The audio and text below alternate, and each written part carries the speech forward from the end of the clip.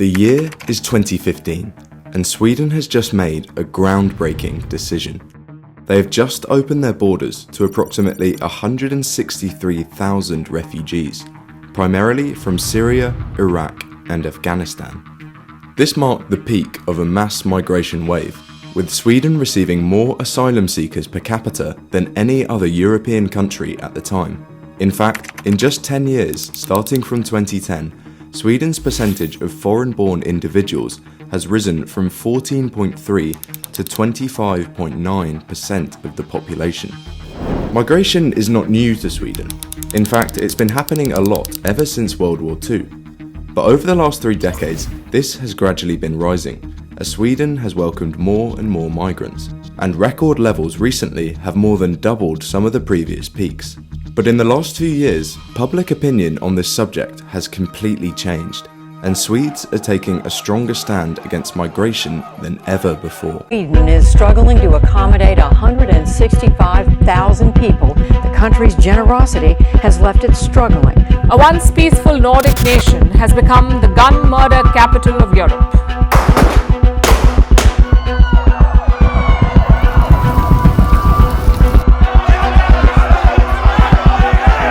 Sverige har aldrig förr sett något liknande. Inget annat land i Europa ser något liknande. Since 2023, Sweden has started to completely shift its policy from integrating refugees to now actively looking to return them to their home country as soon as it's allowed. In 2021, only 25% of Swedes felt that integration of most immigrants in their country was either very or fairly successful, a figure which is far below the EU average. And in the 6 months since new laws were introduced, the Swedish Migration Agency has tripled the number of revoked permits, with over 6,000 individuals having their right to stay in Sweden taken away since January 2023. New amendments effective from December 1st, 2023 have also restricted family reunification for refugees and asylum seekers by raising the age limit and imposing strict financial criteria. These decisions have proved controversial both abroad and domestically, with many arguing that it puts people in danger and that their legal rights have been compromised. To many outsiders, this may seem strange.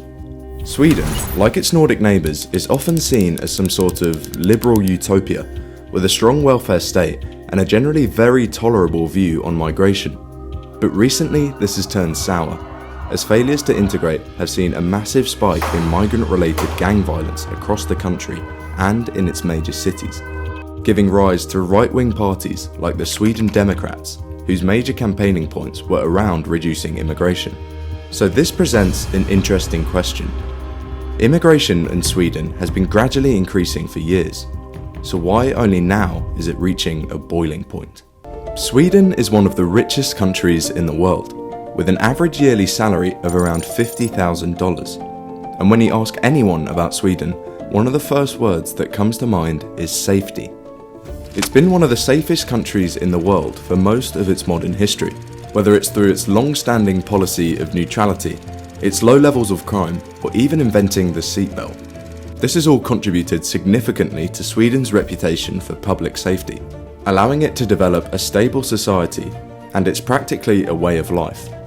But many think that the recent influx of asylum seekers from 2015 are threatening this aspect of Swedish life. This paper here looked at recent attitudes towards migration and found that in 2017, over half of those surveyed believed that terrorists posing as refugees had entered the country and committed violent and destructive acts. These views were also related to a general fear of the increase in crime due to migration. In the last 10 years, Sweden has experienced a notable increase in gang-related violence, with a significant rise in shootings and bombings. The number of fatal shootings has more than doubled since 2013, meaning Sweden has gone from having one of the lowest levels to now having the second highest rate of gun crime deaths in Europe, behind only Albania. This surge in violence has a clear link to organised crime, often involving individuals with immigrant backgrounds, particularly in urban areas like Stockholm, Gothenburg and Malmö. And according to the most recent study from the Swedish government, people born abroad are 2.5 times as likely to be registered as a crime suspect as people born in Sweden to two native-born parents. But what we should also note is that these stats can often be misleading, as migrants tend to be in socio-economic groups who would commit more crime anyway, such as young males. But even after adjusting for factors like age, gender, and living conditions, individuals with foreign backgrounds in Sweden remain more likely to be registered as crime suspect compared to those with native parents. Foreign-born individuals are 1.8 more times likely, and second-generation immigrants are 1.7 times more likely to be suspects. Much of this is to do with socio-economic factors like income, which in turn has a lot to do with Sweden's approach to integration. Previously, Sweden's approach to integrating migrants involved dispersing them across the country to avoid strain in major cities. And even though there would be a break-in period to learn the language, many migrants successfully integrated. But in 2015, the sudden and large influx of asylum seekers put immense pressure on the country's integration system, which was not equipped to handle such numbers efficiently. The large numbers of arrivals created immediate logistical challenges, such as finding temporary accommodation and processing asylum requests. To many that have looked into this topic, it seems that the problem was not admitting migrants, but admitting so many in such a short period of time, which has caused some of the issues Sweden is now facing. Because of these challenges, many of these migrants settled in impoverished suburbs, struggled to integrate, and felt disconnected from society, leading to high levels of poverty and reliance on government welfare. Migrants in Sweden, particularly those from non-European countries, face significantly higher poverty rates compared to native Swedes. In the 10-year period between 2013 and 2023, the at-risk of poverty rate for citizens born outside the EU ranged from 30 to 40%, whilst the rates for those born in the EU or in Sweden were much lower, at 15 to 20 and 11% respectively. Put simply, poverty increases crime, and quite often violent crime. This study, based on counties from the US, found that the 10% of people living in the poorest counties had almost a 6 times higher homicide rate than the 10% living in the least poor counties. A rise in crime linked to poverty has been a fear for many in Sweden, and they don't have to look far to see why. In 2022, Stockholm's gun murder rate was around 30 times higher than in London, despite having a smaller population. And the effects of poverty on crime can clearly be seen in a city like Malmö. Malmö is located just east of the Danish capital Copenhagen, and has accepted more migrants and refugees per capita than any other city in Sweden. By the end of 2015, the city was receiving up to 2,000 refugees every day. And as of 2022, Malmö was home to people from 179 different nationalities, with 1 in 3 of its nearly 350,000 residents born outside Sweden. Due to the sudden influx of people, many migrants have had to live in poor conditions, like the Rosengård estate, which has become breeding grounds for crime. Today, Malmö has the highest level of crime rates in Sweden, specifically for gun-related incidents. And Malmö in particular has faced challenges integrating migrants, with Sweden's PM citing it as one of the cases of parallel societies. While economic factors are not the primary driver of negative attitudes towards migration, they still remain a significant concern. And evidence from various countries suggests that welfare states can lose popular support if their programs are perceived to disproportionately benefit immigrants. The Swedish welfare state is a fundamental aspect of life for many of its citizens, having some of the most generous welfare policies anywhere. But it hasn't always been like this, and there are people old enough in the country to remember that this was something that can't be taken for granted. In fact, in the modern history of the nation, the widespread welfare state is only a relatively modern phenomenon, where large developments weren't seen until after World War II and in the 1970s. The state is very generous, but this needs to be financed through taxes, and Sweden has maintained high tax rates for many years. But its existing model of the welfare state has been put under challenge in more recent years due to an increase in migration. Currently, Sweden's welfare system functions effectively because everyone contributes to it. While some individuals benefit more from the system than they contribute, this is balanced by others who pay in more than they take out. This is, after all, the point of a welfare model, and this balance maintains its equilibrium. However, this equilibrium begins to shift when the number of people drawing from the welfare state increases without a corresponding rise in contributions. Refugees entering Sweden earn significantly less than other migrant groups, contributing to a higher dependence on the welfare state. In 2022, the average income for individuals born abroad who came to work in Sweden was 301,000 krones, approximately 77% of the average wages earned by the native population.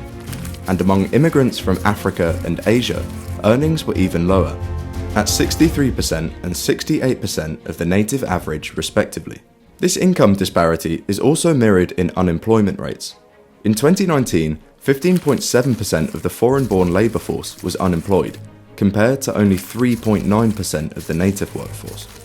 And such unemployment rates lead to greater reliance on welfare support, affecting both immigrants and the Swedish society as a whole.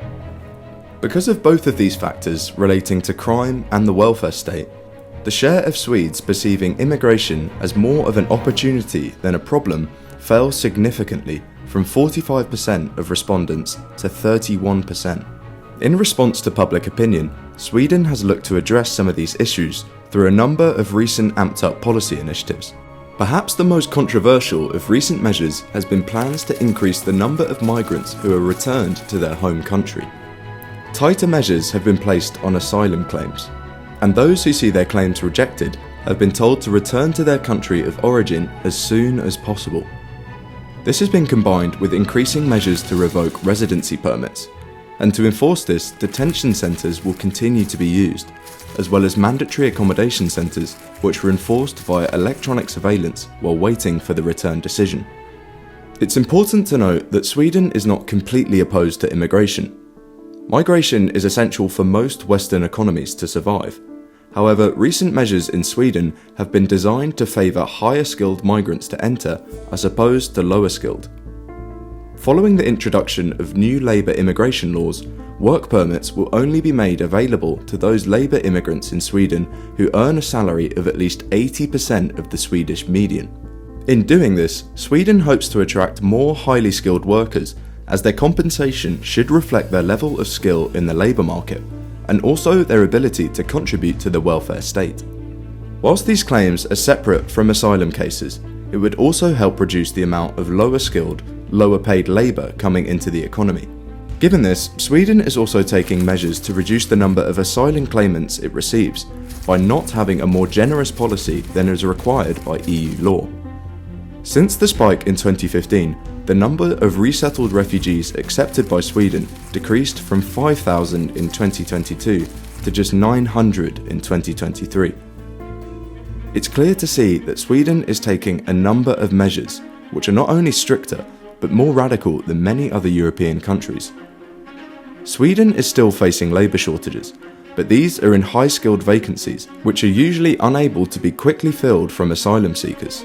The famed systems of Denmark and Sweden have made these nations appear to be attractive destinations, whereby many newcomers and prospective citizens have hopefully anticipated strong governmental assistance with their relocation and integration efforts. And so the attractiveness of the Nordic region, both to Eastern Europeans and non-Europeans, relied heavily on the area's reputation as a welfare society. However, as time has gone on, the differences in the approach to migration between these nations has become clearer, especially as Sweden has witnessed some of the downsides of poor integration. Its policies are certainly controversial, but with these opinions on the rise across all of Europe as seen in the latest European elections, will other countries start adopting similar measures soon? Before you go, I've got something really exciting to share with you. I'm launching the Invisible Hand newsletter next month. Every week we'll dive into fascinating stories about economics and geopolitics, the kind of ones which you won't find in the mainstream media. If this sounds like something that you like and you want to stay ahead of the curve, just click the newsletter link in the description to sign up and you'll be the first to know when we launch. Thank you again.